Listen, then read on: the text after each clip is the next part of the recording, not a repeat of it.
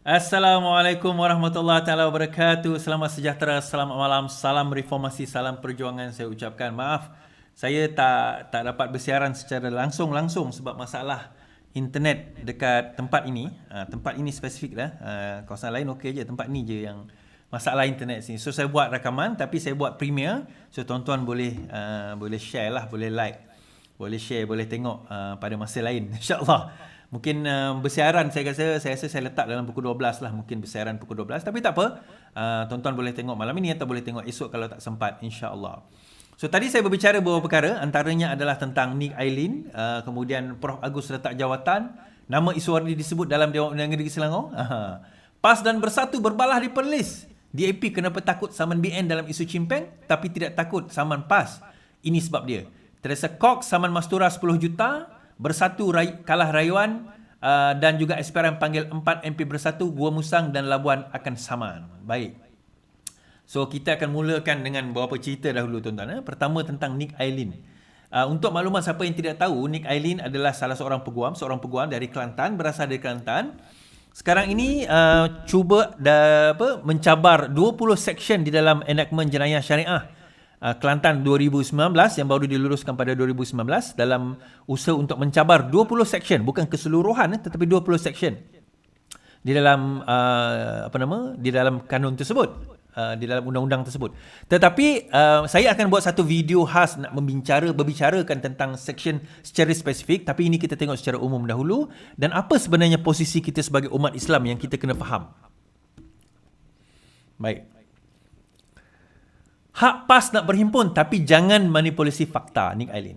Peguam Nick Ailin Zurina Abdul Rashid tampil memberi maklum balasnya sunsulan rancangan PAS menganjurkan demonstrasi membatah petisyen Mahkamah Syariah 20 peruntukan yang dianggap mencabar enakmun Kanun Syariah 1 Kelantan 2019 yang difailkannya. Dia kata sesiapa boleh menganjurkan perhimpunan asalkan mengikut garis panduan. Kata Nick Ailin perkara itu merupakan hak individu. Mereka berhimpun, silakan.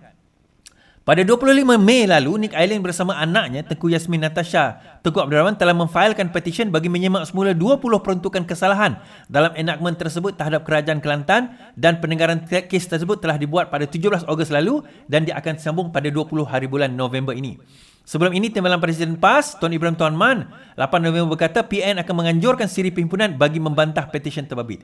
Sekiranya mahkamah membenarkan petisyen itu, Tuan Ibrahim berkata implikasi kes berkenaan akan memberi kesan yang besar terhadap bidang kuasa Mahkamah Syariah. Namun Nick Ailin menafikan pihaknya mahu mencabar sistem undang-undang Islam, menjelaskan tujuan petisyen semata-mata tanggungjawabnya sebagai pengamal undang-undang. Baik. Apa yang cuba nak ditunjulkan oleh PAS sebenarnya, dia nak buat perhimpunan lah, dia kata ini mencabar undang-undang Islam sebenarnya.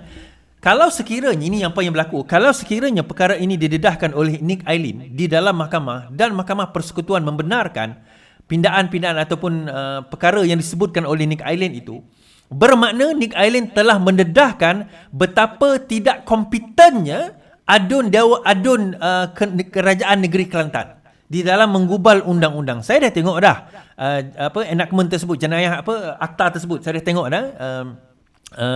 Dan tuan-tuan boleh download sendiri berkenaan dengan akta tersebut. Tuan-tuan boleh tengok dan tuan-tuan boleh baca. Kalau tuan-tuan ada background undang-undang pun, tuan-tuan dan puan-puan boleh nampak sebenarnya apa yang cuba disebut oleh Nick Ailin. Tetapi saya nak buat begini secara umum lah dulu tuan-tuan. Sebenarnya apa yang Nick Ailin, kita kena faham satu perkara. Apa yang Nick Ailin persoalkan ini bukan menyoal Al-Quran.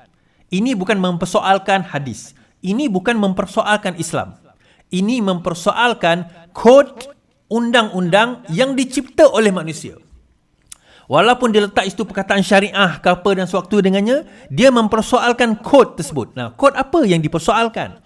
Ada beberapa perkara dan saya dah baca tentang perkara 20 perkara tersebut. Saya dah baca sendiri enactment undang-undang jenayah Kelantan ini yang bagi saya setuju sebenarnya bertindan dengan bidang kuasa Mahkamah Sivil. Bertindan dengan bidang kuasa Mahkamah Sivil dan sebenarnya bila pertindanan tersebut berlaku menurut perlembagaan, sekiranya ada sesuatu bercanggah dengan perlembagaan, maka perlembagaan perlu didahului. Dan kita kena faham bidang kuasa negeri tercatat dan juga persekutuan tercatat di dalam jadual ke-9 perlembagaan. Di mana dalam list kedua, senarai kedua, itu adalah senarai negeri. Maksudnya perkara-perkara di bawah bidang kuasa negeri. dan juga perkara-perkara senarai 1 di bawah bidang kuasa persekutuan. Kemudian senarai 3, concurrent list, di mana kedua-duanya mempunyai bidang kuasa. Tetapi kalau kita tengok, di situlah pertikaian berlaku. Poin saya begini, tuan-tuan. Mempertikaikan perkara ini bukan mempertikaikan Islam, bukan mempertikaikan Al-Quran, bukan mempertikaikan hadis. Imam Malik pernah berkata, kata-kata sesiapa itu boleh kita setuju, boleh kita tak setuju, melainkan kata-kata Rasulullah SAW. Poin itu kat situ. Yang ini kita kena faham dan kita kena jelas terlebih dahulu sebelum kita jadi fanatik dan kita jadi bodoh dalam memperjuangkan isu sebenarnya tak perlu kita nak, orang kata terlalu takut ini. Bidang ini sebenarnya perbincangan tentang bidang kuasa mahkamah syariah dan juga mahkamah sivil ini dah perdebatan atau perbincangan secara akademik dah berlangsung berpuluhan tahun. Di mana boundaries dia, di mana kita boleh apa orang kata, boleh encroach ataupun kita boleh step on, di mana di mana sempadan dia, di mana kita tak boleh nak masuk dan sebagainya. Perbahasan itu ada. Tetapi bila kita tengok bagaimana mahkamah nanti di dalam persekutuan menyoal tentang perkara ini, di sini kita akan dapat lihat kompetensi. Adakah ahli Dewan Undangan Negeri PAS di Kelantan ini sebenarnya mampu untuk membahaskan persoalan undang-undang? Sebab saya baca sendiri nama-nama tersebut, saya agak terkejut juga bagaimana mereka datang dengan wording-wording sedemikian. Okay, nanti insyaAllah akan ada satu video khas tentang perkara ini, tetapi saya nak tekankan di sini bahawa ini bukan menentang Islam, ini bukan apa orang kata melawan Al-Quran, melawan sunnah, bukan. Ini adalah mempertikaikan undang-undang yang dibuat oleh PAS. Itu saja. Dan PAS bukan Islam, maksudnya PAS bukan agama Islam, PAS itu bukan Tuhan, PAS bukan Nabi. Kita boleh persoalkan. Okay? Walaupun dia letaklah syariah ke apa kat situ, kita kena faham, syariah Kelantan lain sikit daripada syariah Selangor, lain daripada syariah Perlis, berbeza. Sangat berbeza. Saya ambil contoh-contoh je, tuan-tuan. Bezanya, ambil contoh-contoh, memberi nama, menamakan anak luar nikah. Okey, dia macam ni. Katakanlah kandungan seseorang itu berzina, lelaki dan perempuan, dan perempuan itu mengandung. Kemudian lelaki itu mahu bertanggungjawab. Okey. Kandungan itu kurang 6 bulan. So lelaki itu nak bertanggungjawab, dia kahwin. Mereka pun kahwin. Soalan kita, adakah anak itu diben-bentikan kepada ayah yang nak kahwin itu? Ataupun dibenkan kepada 99 nama Allah ataupun Abdullah lah, 99 nama Allah. Yang mana satu? Semua negeri di Malaysia ini kata tidak, kena dibenkan kepada nama Allah kecuali Perlis. So poinnya adalah ada je perbezaan. Dan itu tidak menjadi permasalahan pun. Itu baru satu. Banyak lagi kes-kes lain yang kita boleh bahaskan kalau kita nak tengok daripada segi perbezaan-perbezaan ini, insyaAllah. Baik. Kita ke poin seterusnya. Agus lepas jawatan bos Jcom untuk terima tawaran lain. Ketua Pengarah Jabatan Komunikasi Muhammad Agus mengesahkan dia mengumpulkan surat peletakan jawatan sekaligus meninggalkan agensi tersebut. Berkata kepada Malaysia Kini, bagaimanapun menafikan bahawa di bawah tindakan ekoran ada desakan tertentu dibuat. Ya, saya serah notis sebulan seperti peraturan tetapkan. Bekas ahli akademik itu menjejaskan dia mendapat tawaran lain dan ia lebih sesuai untuk diterima. Tidak timbul soalan saya diasak supaya letak jawatan. Tak ada sebab untuk saya layan dan saya boleh abaikan kalau ada alasan asakan demikian.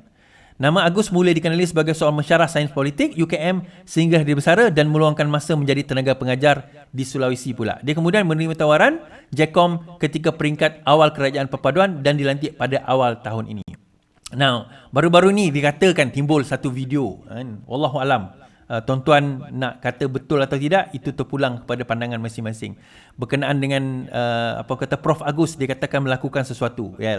Orang nak kenakan kita ni macam-macam, tuan-tuan. Tuan-tuan jangan pelik, satu hari nanti ada video macam muka saya pula buat benda yang pelik-pelik. Sekarang ni AI deepfake ni macam-macam.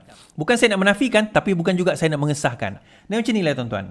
Perbincangan untuk Prof Agus bertukar jawatan ni bukan baru hari ini, bukan baru hari ini yang baru keluar berita tadi. Sebenar, ni saya ceritalah. Sebenarnya bukan masa berita tu dia baru nak cerita dia nak letak jawatan ataupun nak tukar jawatan. Perbincangan ini sebenarnya sudah disebut lama. Maksudnya sebelum ini. Dan sebelum Cikgu Bat mengeluarkan video itu pun dah ada perbincangan dan sudah ada tawaran-tawaran tersebut. Jadi kalau sekiranya apa-apa berlaku selepas ni, saya tak nak komen panjang lah. Berkemungkinan dia mungkin boleh jadi satu jenayah, mungkin boleh jadi satu perkara yang kita tak tahu. Kita tak tahu. Jadi di situ nanti kita lihat. Ada yang kata, tengok muka dia resah sebab bos dia sekarang ini dah kantoi. Saya kata pertama sekali, Jekon bukan bos saya. Saya tak ada mana-mana bos. Okey? Saya tidak ada mana-mana bos. Anwar Ibrahim tu adalah presiden parti saya. So dia kira bos parti saya. Perdana Menteri saya selaku rakyat Malaysia, so dia kira bos saya. Selain daripada itu, saya tidak bertanggungjawab dan tidak menjawab serta answerable kepada mana-mana menteri atau ketua pengarah di dalam mana-mana kementerian. Kecuali parti lah. Saya adalah setiausaha koordinasi parti. YB Fahmi Fazil adalah bos saya di dalam parti. Dalam kementerian, tak ada. Yes, itu kena faham dahulu. Ramai masih orang keliru benda ni. Pelik jugalah. Tak apalah. Dia pun tak nak baca. So, kita nak kata macam mana kan? Alright.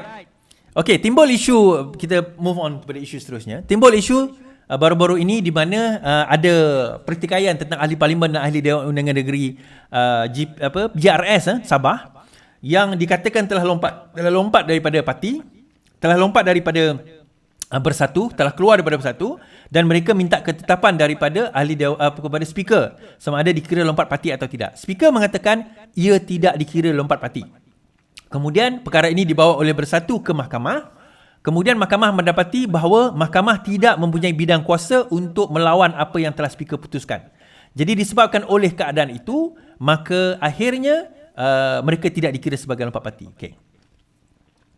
Alright, terpulang kepada Bersatu untuk kemukakan rayuan. Menteri Dewan Jabatan Menteri Armizan Muhammad Ali berkata terpulang kepada Bersatu mengemukakan rayuan setelah cabaran undang-undang parti itu gagal untuk mengosongkan 4 kerusi parti di Sabah. Ini setelah Mahkamah Tinggi Kuala Lumpur menolak permohonan Bersatu memulakan tindakan undang-undang terhadap speaker Dewan Undangan Negeri Armizan selaku ahli Parlimen Pakpar dan 3 ahli Parlimen Sabah yang lain. Bercakap kepada pemberita di Parlimen hari ini, Menteri Memantau Hal Ehwal Negeri Sabah dan Sarawak itu berkata, Bersatu ada hak mengemukakan rayuan. Itu hak mereka. Saya tidak perlu mengulas sebagaimana pandangan saya tentang kes ini pun, saya tidak penting. Yang penting adalah keputusan dan juga sebab penghakiman yang telah dibuat oleh hakim berdasarkan 2 asas perundangan Perlembagaan Persekutuan Perkara 63 dan juga duluan hakiman yang telah diputuskan oleh Mahkamah Tinggi. Mahkamah Persekutuan sebelum ini bahawa prosiding di Parlimen ini, Mahkamah tidak mempunyai kuasa untuk menyemak sebarang keputusan yang dibuat oleh Yang di-Pertuan Dewan Rakyat, katanya. Bersatu hari ini gagal dalam cabaran undang-undang untuk mengosongkan 4 kerusi Parlimen Sabah. Mahkamah Tinggi Kuala Lumpur pagi tadi menafikan kebenaran untuk parti pembangkang meneruskan semakan kehakimannya. Hakim Amjid Singh memutuskan bahawa mahkamah tidak mempunyai kuasa untuk mendengar cabaran undang-undang yang membabitkan keputusan Speaker Dewan Rakyat. Okey, permohonan kehakiman itu difailkan oleh Presiden Bersatu Dr. Rodol Kendi. Okey, 4 ahli Parlimen Bersatu dipilih di bawah tiket GRS yang sebelum ini bekerjasama dengan Bersatu. Bagaimanapun, GRS menamatkan pakatannya dengan Bersatu selepas PRU 15. Mengulas lanjut, Armizan terus menggesa agar semua pihak akur dengan keputusan yang dibuat oleh Mahkamah Tinggi. Antaranya adalah siapa? Armizan sendiri yang tadi tu, Khairul Firdaus Abarhan, Batu Sapi, Jonathan Yassin, Ranau, yang ni dulu PKR, lompat pergi ke Bersatu, sekarang dia lompat balik. Itulah dia. Mat Bali Musah sebagai responden pertama dan juga responden kelima. Baik, saya komen. Now, berkenaan dengan isu ini tuan-tuan, kita kena faham satu perkara. Okay. Perkara 63 menyatakan bahawa bidang kuasa exclusive right, satu hak eksklusif di dalam parlimen adalah apa-apa perkara, proceeding, apa-apa keputusan, apa-apa percakapan tidak boleh dibawa ke mahkamah. Itu menurut perkara 63 perlembagaan. Now, apa yang berlaku hari itu, 4 orang ini melompat. Diorang ni okey, pertama sekali diorang ni bertanding di bawah parti GRS. Okey, di bawah GRS. Now, mereka adalah ahli Bersatu, tetapi mereka bertanding menggunakan logo GRS. Bertanding menggunakan logo GRS, okey? Mereka tidak menggunakan logo Bersatu. Nah, timbul persoalan. Kalau sekiranya mereka tak guna logo Bersatu, mereka guna logo GRS, menang atas logo GRS, walaupun mereka ahli Bersatu, adakah kemudian bila dah habis PRU mereka mengikut GRS lompat pergi ke kerajaan, adakah itu dikira lompat parti? Nah, menurut speaker mengatakan disebabkan mereka tidak bertanding di atas tiket Bersatu, watikah pun bukan dikeluarkan oleh Bersatu, sebaliknya JRS mengeluarkan, maka mereka tidak dikira sebagai keluar parti. Kerana parti yang mereka wakili adalah JRS, bukan Bersatu. Nah, Bersatu mengatakan tak, mereka adalah ahli kita. Nah, point dia adalah just mata-mata anda adalah ahli mana-mana parti, tidak menjadi kesalahan anda bertanding parti yang lain. Asalkan parti anda setuju dan parti lain setuju. Tak ada masalah tuan-tuan untuk nak bertanding di atas parti lain. Saya bagi contoh mudah. Walaupun kes ni tak adalah spesifik macam tu, tetapi ialah bersatu pada PRU ke-15 ke-14 yang lepas, mereka tidak bertanding di atas nama bersatu, logo bersatu. Sebaliknya mereka bertanding di atas logo PKR. Tetapi mereka ahli bersatu. Itu contoh dia. Tuan-tuan ingat dalam PRU yang lepas, PRU ke-14 bukan 15, yang ke-14 yang 2018 tu yang menang, Pakatan Harapan menang, mereka bertanding menggunakan logo Parti Keadilan Rakyat di atas watikah Perdana Menteri, watikah Datuk Seri Anwar Ibrahim. Mereka tidak bertanding di atas logo bersatu. Tetapi mereka ahli bersatu. Mereka ahli bersatu pada waktu itu. Itu contoh yang terbaik. Jadi daripada itu, yang Dipertua Tuan Tan Sri Johari mengatakan bahawa itu tidak dikira sebagai lompat parti kerana itu adalah hak JRS. Kerana mereka bertanding di atas JRS, di atas tiket JRS. Jadi itu dikira sebagai mereka dikira sebagai parti JRS lah. So kalau mereka nak lompat mengikut JRS pada waktu itu, mereka dikira sebagai melompat secara en bloc. Dan en bloc tidak dikira sebagai lompat parti. Dan mahkamah reluctant untuk menyatakan bahawa ini dikira sebagai lompat parti. Okey. Habis kat situ. Dalam masa sama cerita bersatu juga ni, Bersatu Perlis. Ketua Bersatu, okey, sebelum kita cerita Bersatu Perlis ni, okey, kita cerita yang ni dulu.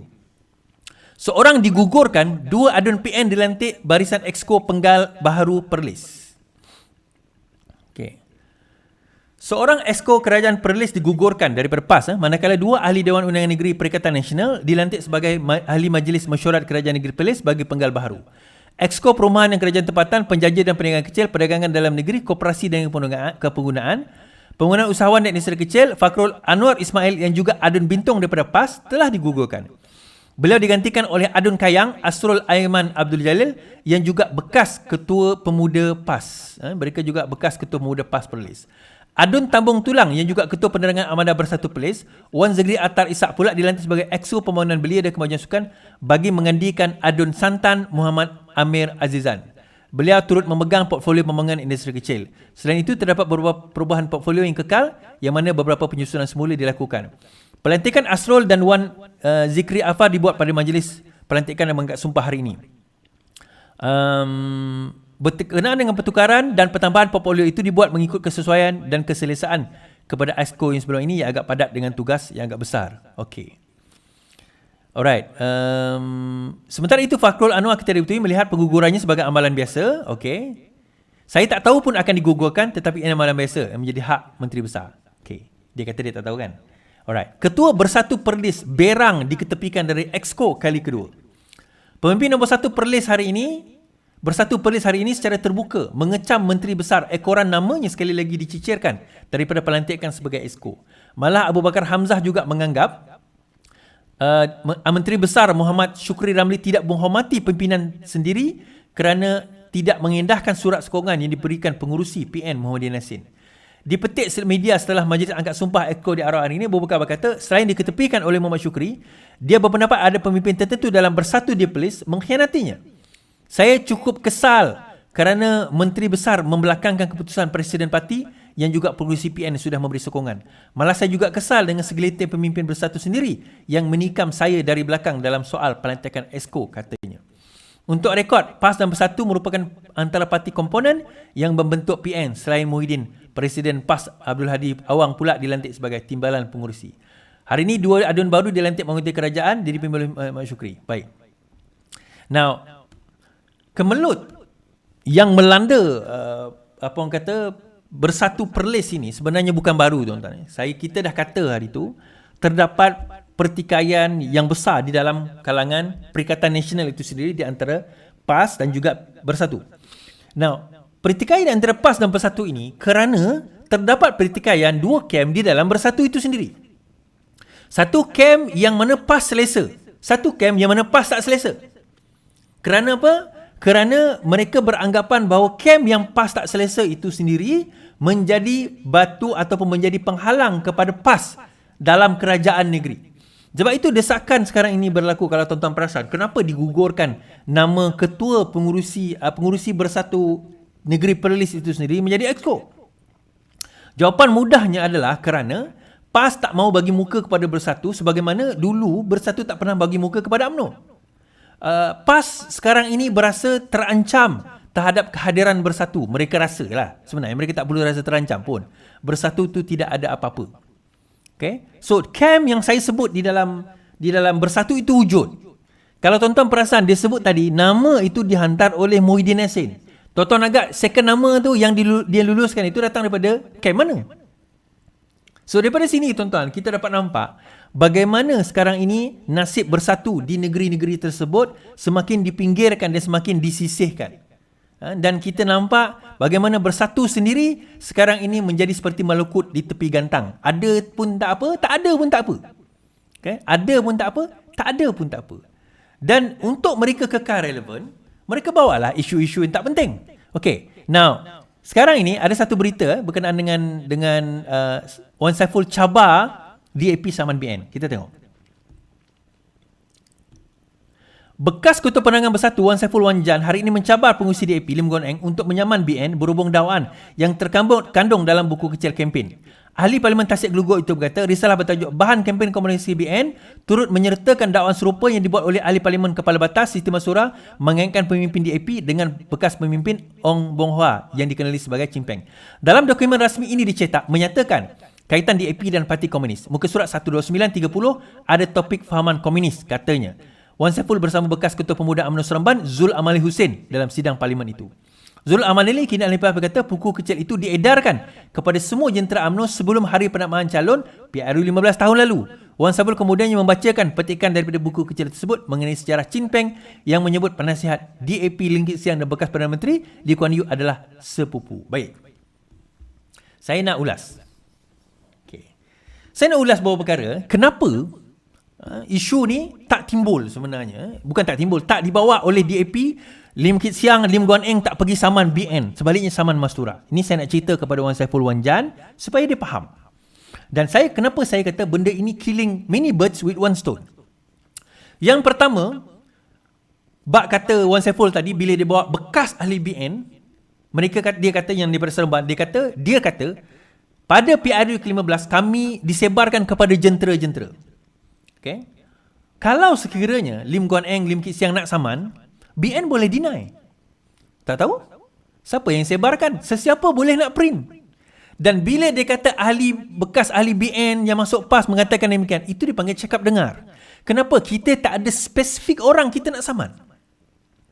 Beza dengan PAS apa dia is? Beza dengan PAS ada orang spesifik yang cakap, iaitu Siti Mastura. Maksudnya ada orang kita nak saman. Itu beza dia. Now, kalau Siti Mastura menyebut perkara itu dengan in confidence, dengan keyakinan, dengan penuh rasa keyakinan, dengan penuh rasa kefaktaan, maka dia kena mempertahankanlah buku tersebut, fakta tersebut di dalam mahkamah. Dan saya kata tadi, they're killing many birds with one stone. Dengan perkara itu, apa yang dia perlu lakukan? Siti Mastura ni dia kena panggil BNCom. Dia kena panggil BN Communication, datang, jadi dia punya saksi, menyatakan inilah fakta-fakta yang demikian. Soalannya, siapa BNCom itu? That's membawa saya poin yang awal tadi. So, Lim Guan Eng, Lim Kit Siang nak saman siapa? Sebab soalannya, siapa BNCom itu? Kalau Siti Mastura berada di pihak yang benar, Wan Saiful tak payah gelabah. Wan Saiful boleh bagi tahu Siti Mastura, ambil keratan saya punya video ni, bagi tahu Siti Mastura, panggil BNCom tersebut, carilah siapa yang tulis, siapa. Mana saya tahu kamu yang bawa bukti itu, kamulah kena cari. Cari siapa yang tulis, bawa ke mahkamah, di atas kandang bersumpah, dia kemukakan bukti-bukti untuk menyatakan kebenaran apa yang di dalam buku itu tersebut. Kerana itulah buku yang diserahkan oleh Siti Mastura kepada polis. Bermakna Siti Mastura yakin akan kebenaran buku tersebut. Cuma dia akan jadi cakap dengar. Untuk menjadikan dia tidak cakap dengar, hearsay, apa kata dia kena cari siapa penulis buku itu, panggil dan jadikan dia sebagai saksi dengan membawa bukti-bukti tersebut. So, menjawab persoalan, kenapa dia tak saman is? Ini sebab dia. Ini sebabnya. Itu saya kata, dia killing many birds with one stone. So, untuk membuktikan kebenaran tersebut, maka silakanlah Siti Mastura nanti, bawalah BNcom siapa yang tulis itu ke dalam mahkamah. Di situ nanti kita akan bongkarkan, londehkan. So Wan Saiful Wanjan nak rasa takut perkara itu untuk dilondehkan dalam mahkamah tu kenapa? Sebenarnya ni tuan-tuan, dia konon nak lagakan lah BN dengan Pakatan Harapan sekarang ini, dengan DAP ni, dia konon nak lagakan. Tapi di end of the day, kita kata benarkah buku itu diedarkan oleh BN Communication? Kalau benar, dan buktikanlah perkara itu di dalam mahkamah. Simple. BN pun tak bising dah. Tiba-tiba Wan Saiful Wanjan nak bising. Kenapa? Dan dalam masa yang sama, Tan Teresa Kok MP kedua ambil tindakan mahkamah ke atas Mastura. Seorang lagi ahli Dewan Parlimen DAP bakal memulakan tindakan undang-undang ke atas Siti Mastura. Ekoran dakwaan dibuat pemimpin wanita PAS itu baru ini. Alamak. Menurut Teresa Kok, dia akan memfailkan saman fitnah ke atas Siti Mastura very soon. Kok yang juga ahli Parlimen Seputih memberitahu media dia sudah menghantar LOD dan memberi tempoh yang wajar kepada Siti Mastura, meminta maaf dan menarik balik dakwaan dibuatnya. Kata Kok, LOD tersebut dihantar pada 10 November lalu dan tempoh yang diberikan berakhir hari ini. Sampai sekarang, kita tak lihat dia ada menarik balik kenyataan yang berbaur, menyentuh agama, perkauman dan memfitnah, katanya. Turut hadir adalah RSN Raya dan juga Yang Safura, Bentong. Baru-baru ini tular dakwaan dibuat oleh Siti Mastura yang mendakwa Kok mempunyai hubungan persaudaraan dengan isteri pengurusi DAP, Betty Chew. Siti Mastura juga mendakwa beberapa pimpinan kadam DAP termasuk antinolog Nga Koming dan ahli Parlimen Beruas Nge Koham ada pertalian kekeluargaan. Paling mengejutkan ialah apabila Siti Mastura menuduh Lim Kit Siang dan anaknya Leong Kon Eng sepupu kepada Chin Peng. Okay. Dan kalau kita tengok kat bawah ni, okay. Right. So ini adalah saman. Ini adalah saman kedua yang dikemukakan kepada Siti Mastura. Habislah kau Siti Mastura. Itu baru Teresa Kok Belum lagi Anthony Locke ni. Belum lagi Nga Koming ni. 10 juta tu.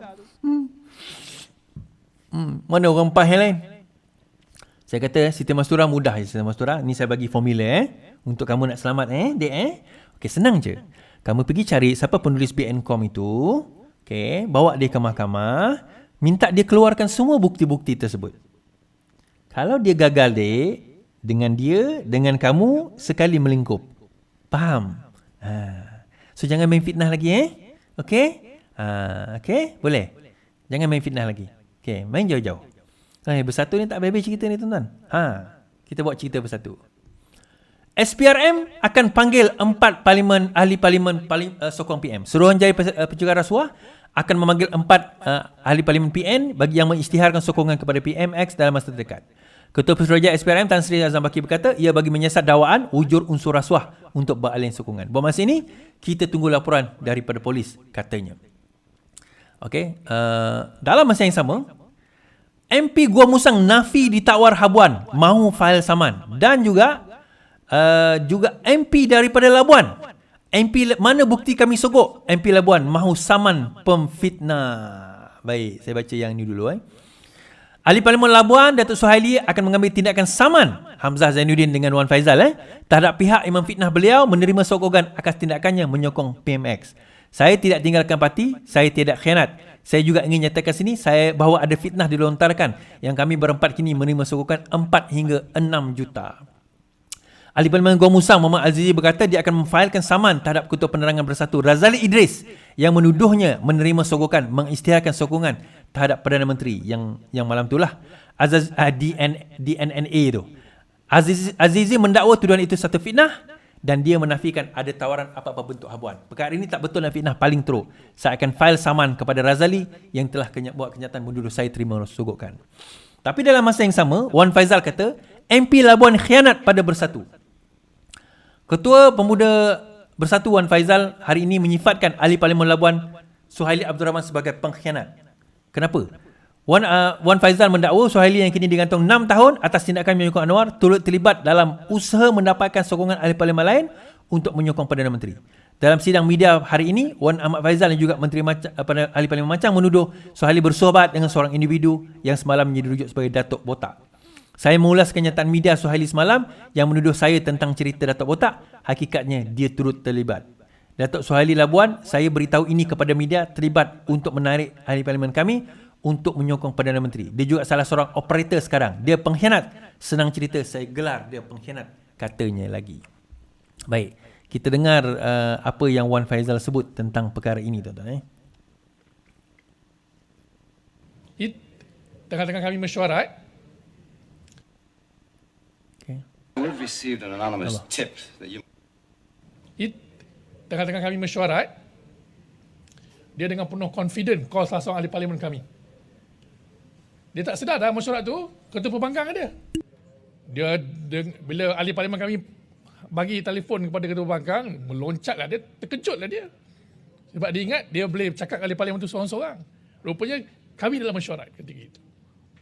Dia tak pernah give up. Sejak dia menyatakan sokongan kepada Perdana Menteri, dia buat kerja tu. Cuba cari seorang-seorang ahli parlimen bersatu. So it's a blatant approach by him. That's why he's a traitor in Bersatu. And we have suspended him for 6 years. Tengah-tengah kami mesyuarat. Okay. Alright. Ini tuduhan dia. Dia kata, tengah-tengah kami mesyuarat, dia telefon dengan salah seorang ahli Bersatu. Dia tak sangka bahawa benda itu ada dalam ahli Bersatu. Ada dalam tengah bersyuarat ahli Bersatu. Jadi dekat situ, maka dia telah kantoi lah, dia kata. Saya merujuk so, dia lah pengkhianat kepada... Okay. Now, dalam masa yang sama juga, cerita Wan Faizal ni, dalam masa yang sama juga, dia katakan bahawa Farhash dan Datuk Botak itu telah apa orang kata, telah membuat, mereka lah yang menjadi onar. Farhash, Datuk Farhash ni telah menjadi onar. Jadi Farhash malah membuat kenyataan bahawa beliau akan membuat laporan polis dan akan mengambil tindakan undang-undang terhadap Wan Faizal. So hari ini Wan Faizal mengemukakan satu, kita dengar. Ada kenyataan akhbar yang It's interesting how many people... Saya merujuk kepada kenyataan akhbar yang dikeluarkan oleh Datuk Wira Farhash Wafa Salvador pada 14 November 2023, Selasa semalam, yang menyatakan bahawa saya telah memfitnahnya. Beliau telah mengugut untuk membuat laporan polis terhadap saya dan menyaman saya. Datuk Wira Farhash seharusnya tidak melatah dengan tidak memeriksa fakta. Saya tidak pernah memfitnah beliau. Saya hanya sekadar membacakan satu laporan polis yang dibuat oleh seorang ahli Armada Bersatu Malaysia pada 14 November 2023. Biarlah pihak polis mengambil tindakan kerana laporan polis tersebut telah menyatakan semua fakta yang perlu bagi siasatan polis dijalankan. Saya merujuk kepada kenyataan. Okey. Nah, kenyataan berkenaan dengan Datuk Botak tersebut, tuan-tuan, pada sebelah pagi tadi soalan disebut pertama oleh di dalam wawancara yang, ini. Yang Berhormat Menteri dalam wawancara ini, dalam sidang media ini. Kepada ahli-ahli Parlimen Bersatu bagi kawasan mereka dan juga untuk mereka secara peribadi. Terdapat satu video yang menunjukkan identiti seorang lelaki botak bernama, nombor telefon, media boleh ambil,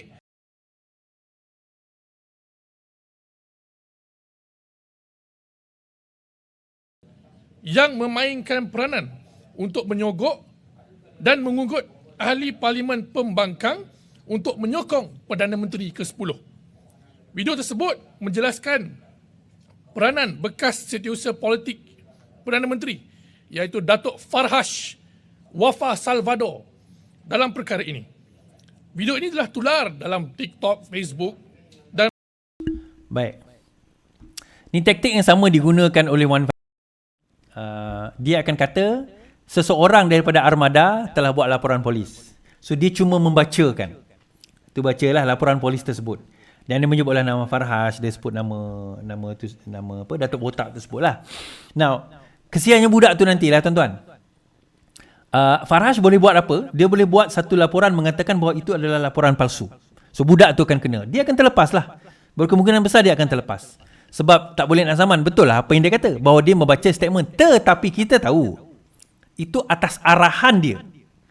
Kalau dia tak arah ataupun at least pimpinan mengarahkan, benda itu tidak akan tersebar. Betul tak? Perkara itu tidak akan tersebar kalau dia tak arahkan. Jadi kesian kat budak tulu itu, saya kata. Budak tulu bendul. Dia tak tahu bahawa tindakan itu boleh kena pada dia. Boleh kena pada dia. Mengulas tentang video tersebut, saya dah ulas malam tadi. 2 malam lepas. Saya kata, kalau kita nak cerita pasal berjumpa, saya pun jumpa Syed Saddiq, saya pun terjumpa dengan apa orang kata, Syahidan Kasim. So adakah bermaksud kalau saya berjumpa itu menunjukkan bahawa saya ada sogokan kepada mereka? Perjumpaan belum tentu ada elemen jenayah. So dia kena datang dengan bukti-bukti yang lebih jelas selain daripada perjumpaan. So nanti kita tunggu. Satu lagi dakwaan yang tempoh hari dibuat oleh SPRM apabila dia mengatakan bahawa oleh Hamzah apabila dia mengatakan bahawa ugutan itu juga datang daripada salah seorang pegawai tertinggi SPRM. Jadi apa SPRM? SPRM buat laporan polis tuduhan ahli bersatu. Suruhanjaya SPRM membuat laporan polis berkaitan tuduhan yang dipercayai dikeluarkan oleh Ketua Badan Pimpinan Pribumi Bersatu Terengganu, Datuk Razali Idris. SPRM dalam satu kenyataan memaklumkan laporan terbabit dibuat pada hari Rabu berikutan salah satu hantaran aplikasi TikTok di bawah akaun Wan Chin 11 yang memaparkan kenyataan Razali itu. Di dalam hantaran berkenaan, Razali telah mengeluarkan beberapa tuduhan palsu dalam ceramah beliau sewaktu Majlis Pelancaran Jentera PRK Kemaman pada 10 November lalu. Beliau menyatakan bahawa jentera kerajaan, SPRM dan wakil dikawal oleh kerajaan serta mempertikaikan keputusan Mahkamah Tinggi berhubung sabitan pertuduhan ke atas bekas Menteri Bilihan dan Sukan. Menurutnya, SPRM memandang berat fitnah dan tomahan yang dilemparkan kerana menjejaskan keyakinan terhadap orang ramai. Baik, ada yang kata, kenapa SPRM dia buat laporan polis? SPRM tangkap je lah. Tuan-tuan, nama pun Suruhanjaya Pencegahan Rasuah. So SPRM ni bidang kuasanya hanya untuk perkara yang melibatkan rasuah, penyalahgunaan kuasa. Penyelewangan wang. Rasuah saja. Selain daripada itu, contoh tomahan, fitnah di bawah penal code dan sebagainya, kebanyakannya itu bidang kuasa polis. Yang tu kita kena faham dahulu. So, bukan itu saja, sekarang ini juga SPRM telah menafikan sekeras-kerasnya bahawa mereka terlibat di dalam apa-apa yang melibatkan lompatan, tawaran, ugutan dan sebagainya. Perkara itu perlu difahami. Okay, habis kat situ tuan-tuan. Right, terakhir ni cerita menarik lah. Saya jumpa seseorang semalam, Adun Selangor kat lah. Kemudian dia kata, Iswardi, dia kata, kau tahu tak nama kau disebut dalam dewan lah? Dia kata, nama aku disebut dalam dewan? Dia tak adalah nama kau disebut, dia kata. Tapi dia sebutlah kau, dia kutuk engkau lah dengan perkataan fizikal kau dan sebagainya kan. Dia sebut, tapi kita faham lah apa yang dimasukkan. Sebab akta hasutan tu. So, ya ke? So, saya pun cari. Terjumpa tuan-tuan. So, saya nak tunjuk. Saya nak tunjuk. Boleh kita sama-sama tengok dan gelap.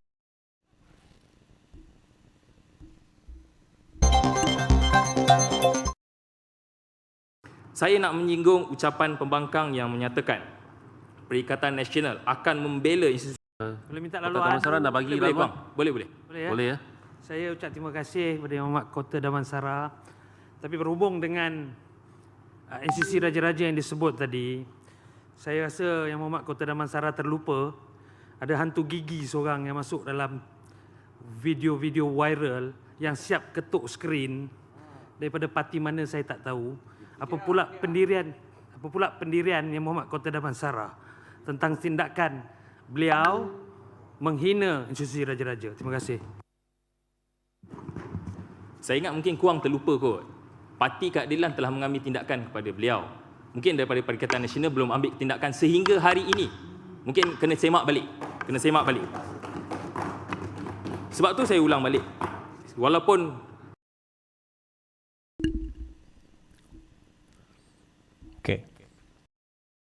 Okay. Alright. Okay. Cek. Tuan-tuan, apa dia kata tadi? Oh, inilah ketua-ketua walaon tuan-tuan. Kenapa saya ketua walaon? Ketua walaon ni, dia tak ada hujah. So, dia mainlah fizikal kita. Kalau saya nak main fizikal tuan-tuan, saya boleh je nak. Saya boleh kata gemuk lah, hitam lah, telinga capang lah, kepala botak lah. Boleh tak cakap je? Boleh tuan-tuan kan. Saya boleh kata muka hodoh lah, muka sengit, mata tak betul sebelah lah. Boleh. Tapi walaupun kita ni bukan walaon tuan-tuan, kita ni tak menyertai parti PAS, tapi kita tahu hukum tuan-tuan. Kita tahu hukum. Tapi yang menariknya, terima kasihlah kepada Adun Kuang Adun Kuang tadi tu. Adun Kuang tadi. Sekejap. Semak balik. N13 Semak Kuang, balik. betul lah. Saya takut saya silap tu ni. Adun Kuang tersebut. Kenapa? Sebab dia sebut nama saya sebaris tentang dengan dia sebut nama Hadi Awang yang mempertikaikan tentang pengampunan diraja, dan juga Sanusi yang mempertikaikan Salo Suso Galo, sultan-sultan di seluruh Malaysia kecuali Sultan Kedah. Kan? Perbuatannya sebenarnya berbeza. Itu mahkamah dah tentukan. Cuma silap ahli parlimen ahli Dewan Undangan Kota Damansara tadi, saya tindakan disiplin itu bukan sebab kes itu. Saya kes lain, banyak kes, kan? Itu tak apa. Tetapi mahkamah tetap berjalan. So tak payah risau bab tu. Tak payah risau. Kita akan jalan. Poinnya adalah, terima kasihlah sebut nama saya dalam Dewan Undangan Negeri walaupun tak sebut nama saya. Poinnya tuan-tuan, ini ke level ahli Dewan Undangan Negeri di dalam negeri Selangor. Kesian tuan-tuan. Macam Afif tadi dia bahaskan tentang bajet alternatif. Kan, bajet alternatif Afif. Saya saja memang saya nak tunjuklah.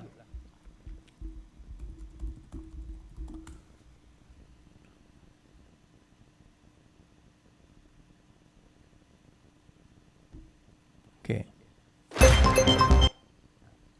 Saya nak tunjukkan dengan perkara ini.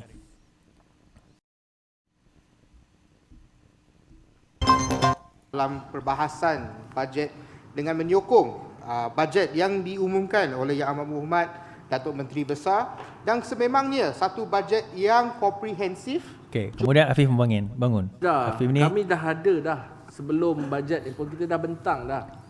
Waktu pilihan raya negeri ditawarkan dan sangat komprehensif. Ada 35 tawaran utama dengan 112 tawaran Selangor Baru kita bangkit. Yang Berhormat jangan 2 bilion total belanjaan. Detail. Saya boleh forward WhatsApp pada Yang Berhormat. Boleh forward Dan WhatsApp, Yang tapi Berhormat saya- jangan risau.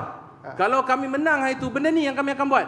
Jauh lebih baik daripada belanjawan 2024 yang dibentangkan oleh Yang Berhormat Menteri Besar. Dan senang nak tulis semua tawaran-tawaran manis, tetapi bila buat satu bajet alternatif, buatlah dengan angka-angka. Tengok macam mana angka itu di atas kertas. Ada angka Yang Berhormat. Ada angka. Itu Untuk angka, kempen pilihan raya. buatlah angka betul-betul macam ini. Ya, ya. Bukan satu kertas A4 lipat 2 macam itu. Buatlah secara Bukan yang- profesional. Buat. Okey. Bukannya tak ada pengalaman dalam pentadbiran. Pihak sana cukup banyak pengalaman dalam pentadbiran. Bukannya tak ada kebolehan nak buat tapi tak buat. Tak apa, it's okay. Tahun pertama, next year boleh buat. Alright, come let's move on. Okeylah, bagi satu. Oh, keluar. Memang patut. tuan-tuan, dia bangkit. Itu saya kata tadi, Kuang pun sama, yang Taman Medan pun sama, Afif ni. Dia bangkit nak mempertikaikan bajet ini tak betul, bajet tu. Tengok bajet kami. Lepas tu naik seorang adun ni, dia kata bajet kamu A4 lipat 2. Lepas tu dia, kalau nak cerita bajet, kalau cerita setakat tulis macam tu, saya pun boleh tulis tuan-tuan. Tak payah saya lah, tuan-tuan boleh tulis lah.